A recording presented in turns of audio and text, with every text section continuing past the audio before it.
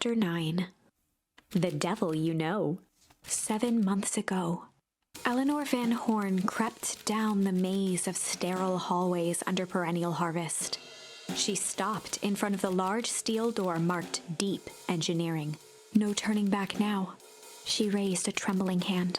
The stolen keycard worked as promised, and the door buzzed open with mechanical efficiency. She was immediately hit with the smell of disinfectant. It was some sort of laboratory. In one corner was a desk covered in papers. Across the room stood a tall metal pod with hoses protruding from its base. She rushed to the desk and began shifting through the piles of papers. They were experiment reports on something called Tempus Liquamen. There were dozens of them, every one stamped failed.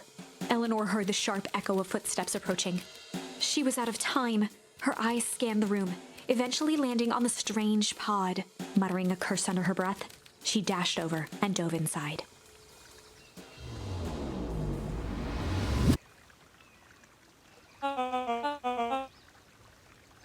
And that is what change is all about.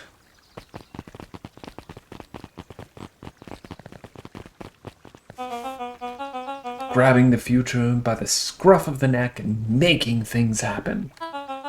Change is a choice. I am tickled pink that we will all be making that choice together. How great is that?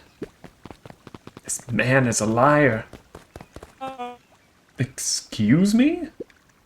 I will not. This town has a dangerous secret, and Perennial Harvest only exists to keep it hidden. Nonsense. They picked up the whole damn town and moved it right under our noses. You aren't making any sense, dear. Mr. Kerr addressed the crowd with a sarcastic tone. Imagine such a thing. It's absurd and just plain impossible. They promised they could fix the foul harvest. They told us they would clean this place up. We just had to leave town for a few days. But while they had us evacuated, Miss Hartford, I'm afraid I'm going to have to ask you to... You're afraid of a lot of things, aren't you? You sniveling little worm. This is growing tiresome. A little help, please. Don't you all see? This festival is a sham. An excuse to have the whole town gather in one place. They're planning something awful. I don't know what, but these people are wicked. Don't listen to her. She has absolutely no proof. I am the proof. I'm Eleanor Van Horn. Whispers filtered through the crowd. Well, aren't you just sneaky as the dickens? We all knew Valentine's fertilizer was too good to be true. And now this whole town is paying the price. Ladies and gentlemen, I'm so sorry about this disruption. My associates will take this obviously disturbed woman somewhere comfortable, so that she can get the help she needs. She's not the one who's disturbed. You two-timing clown. You all know there's something wrong with this town. It was just easier to look the other way. The truth is... Solomon.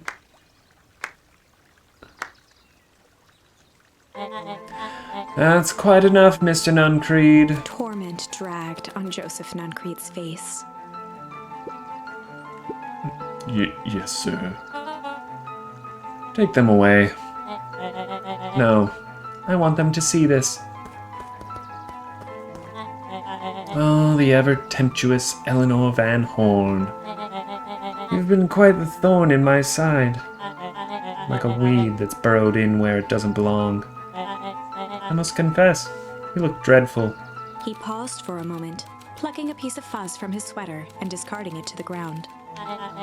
Consider yourself in rare company. You've managed to pull one over on me. It won't happen again. I knew you had some sort of plan to disrupt our little party. But alas, I expected something a bit more impressive than incoherent rambling. No matter, your failures are yours to bear. Is he? Is that Sharper? Yeah.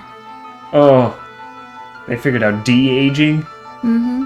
Oh, Mr. Kerr. Yes, sir? It's a shame that it was cut short, but I thank you for that rousing oratory. I will take it from here. Yes, sir. Of course, sir. You have done quality work for me, William. You can look forward to the recompense we agreed upon. Kerr gave a bow of deference. Founder, you are most gracious. Gasps rippled through the crowd. Thankfully, we can dispense with the formalities from here on out. Solomon pulled a glass vial from his pocket. In one smooth motion, he downed its contents. A triumphant smile grew across Solomon's lips.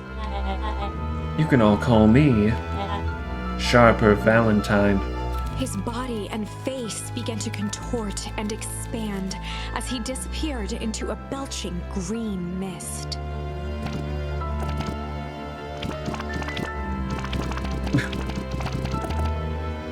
A hushed horror gripped the crowd.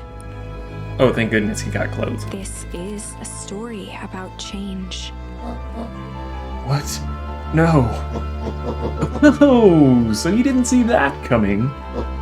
Good. Sharper examined his new hands. Well, this is quite the improvement. Everything looks so much smaller now. Eleanor was right about one thing. This festival was a ruse. I wanted you all to witness my glorious return with your own eyes. Why does everyone look so downtrodden? This is a celebration, people. Maybe it would help if we set the mood. Mr. Kerr, be a dear and reveal the sign.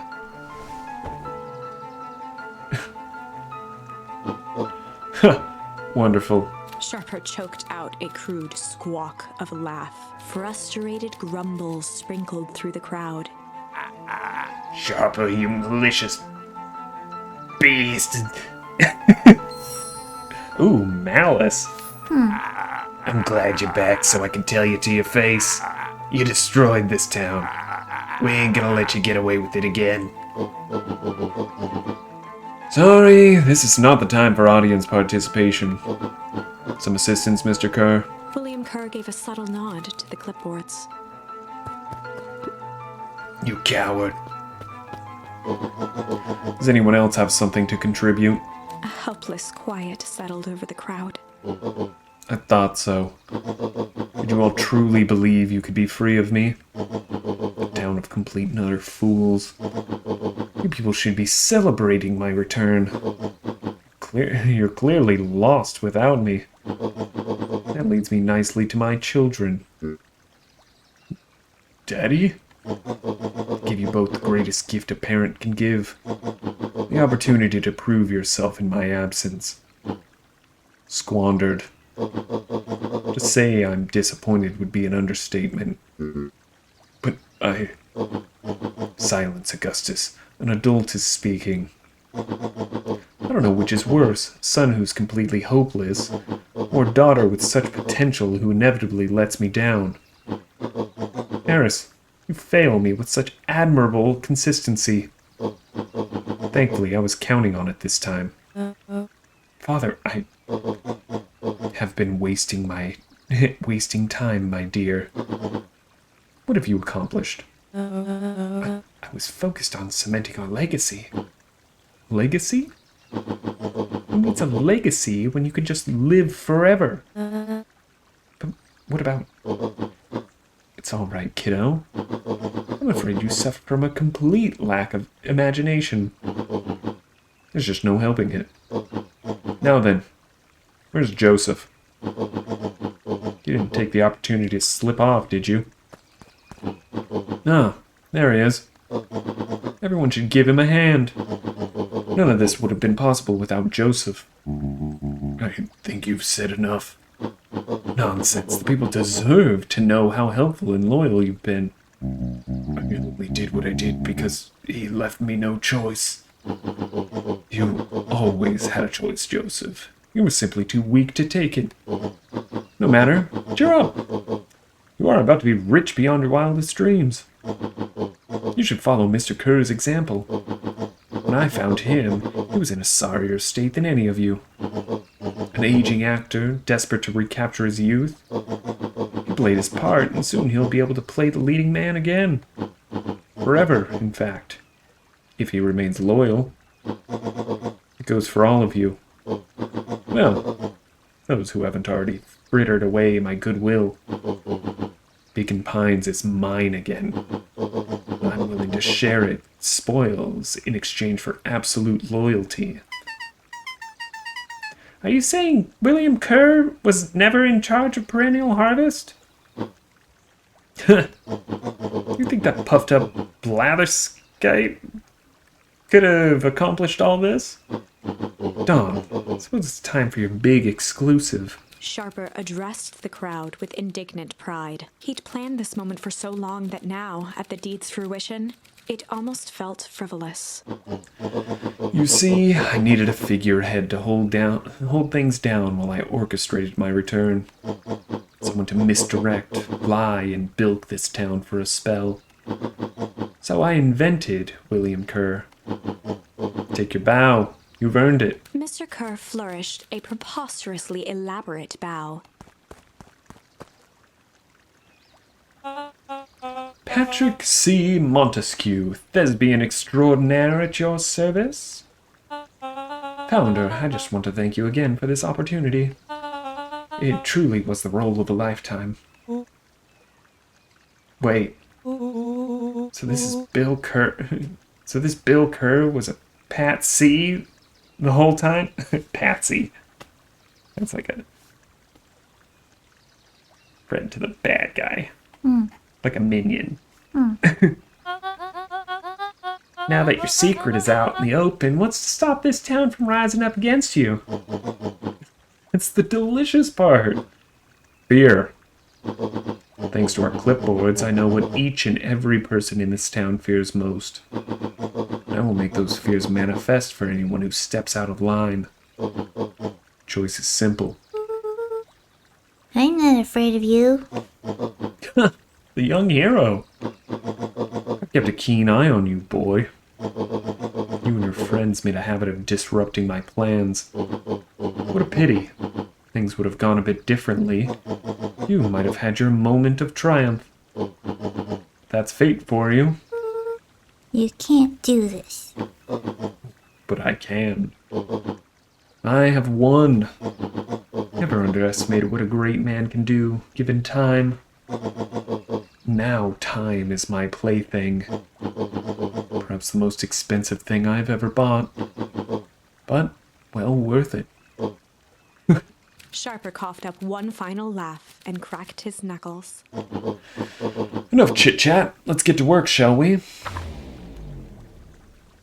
And so, Sharper set about remaking the town in his own image. The fertilizer factory soon reopened for business. Sales rose steadily as more and more farmers across the countryside began to swear by its miraculous properties. Beacon Pines became famous, a secretive town that, for the right price, shared its gifts with all. Gifts that became more and more necessary in a world where winters grew longer and longer.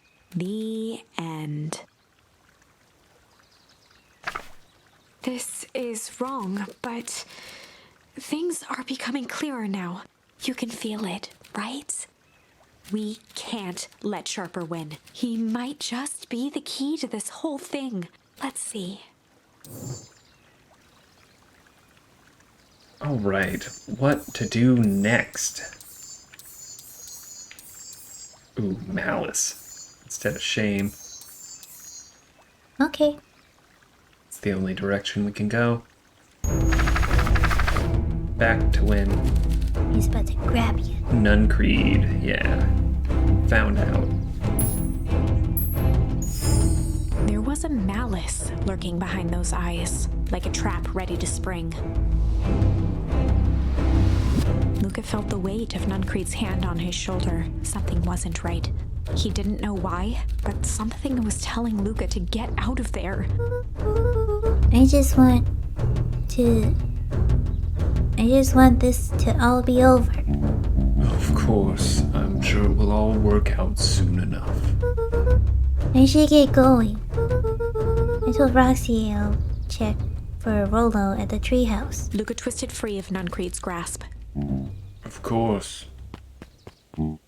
Luca, you know your dad and I were good friends back in the day. You can come to me with anything. Anything at all.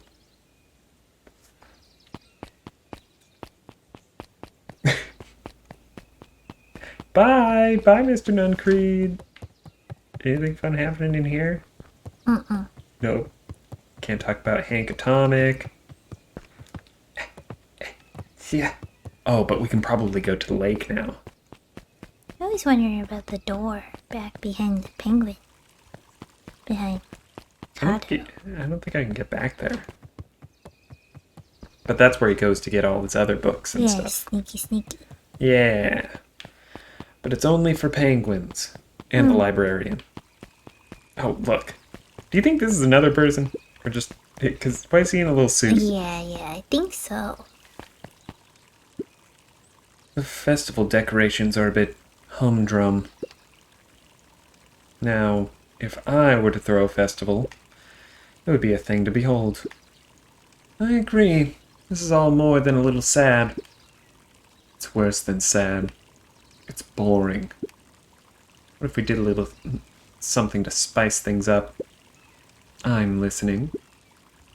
You know that festival sign waiting to be unveiled? It would be a shame if someone... The two scurried off, eagerly formulating a plan.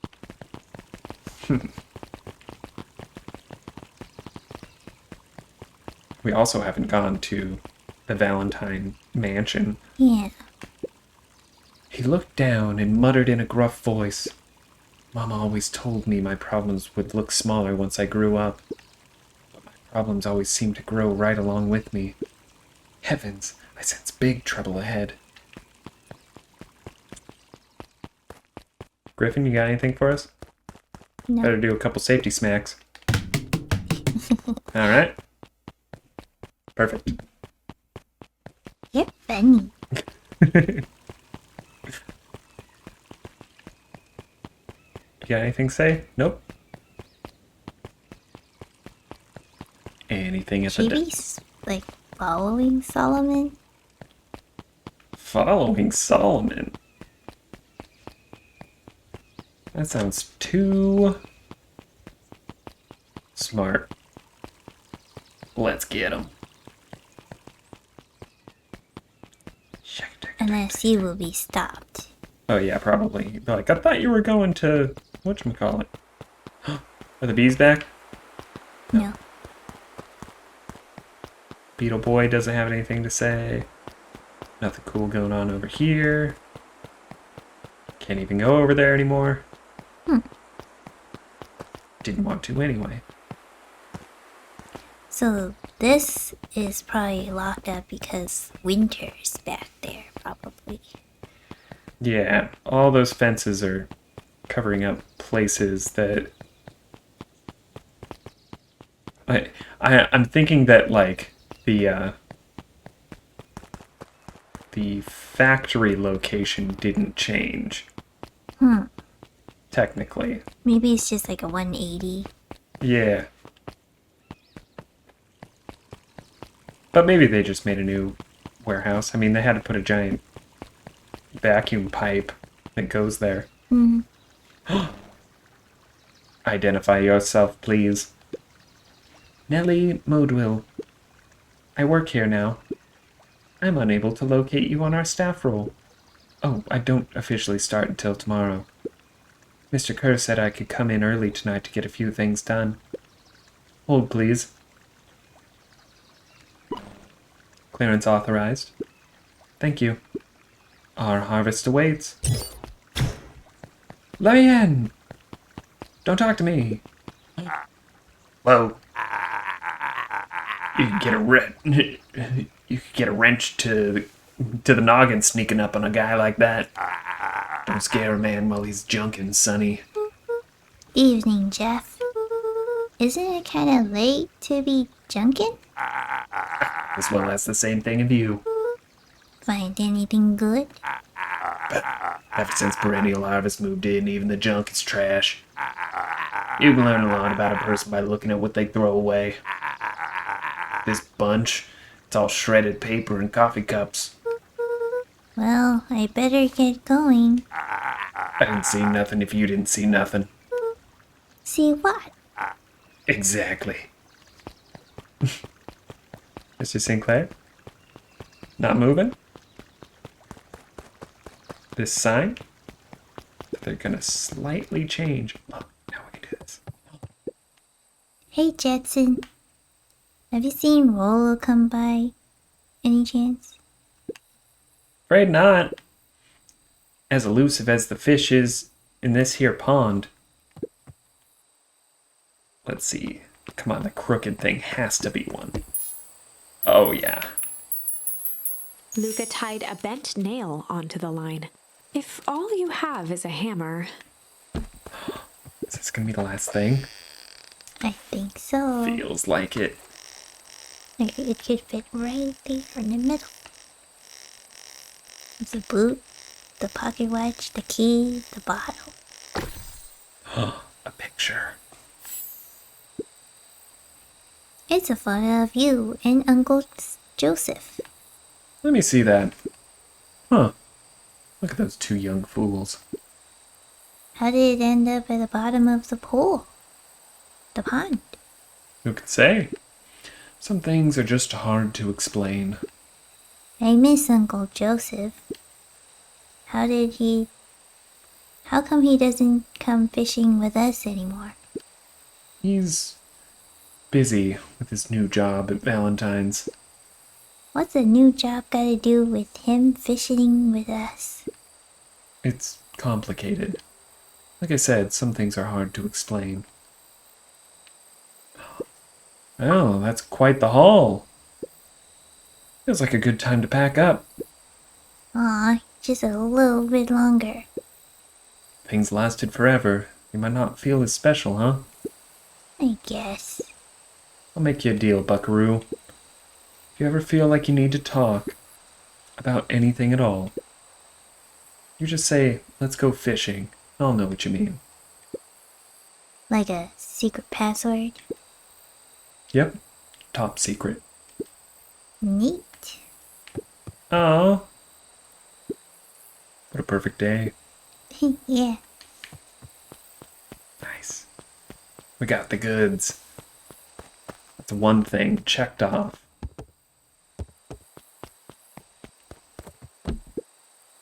Rollo?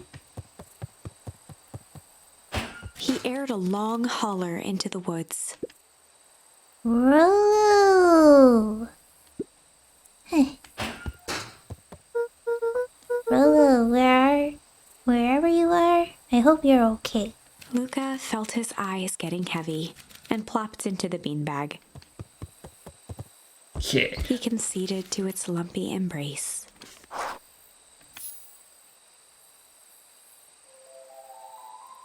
Oh, Once another again, dream? Luca found himself in a vast black expanse. This time, he knew exactly where to go. He took a single confident step forward. The world flickered and pulsed. He found himself standing in front of the frigid air of a blazing campfire, the source. He plopped down cross-legged and gazed into the cold flame, waiting. Soon enough, the fire began to die out, popping sporadically, until all that was left was a single ember. Luca stood up and dusted himself off.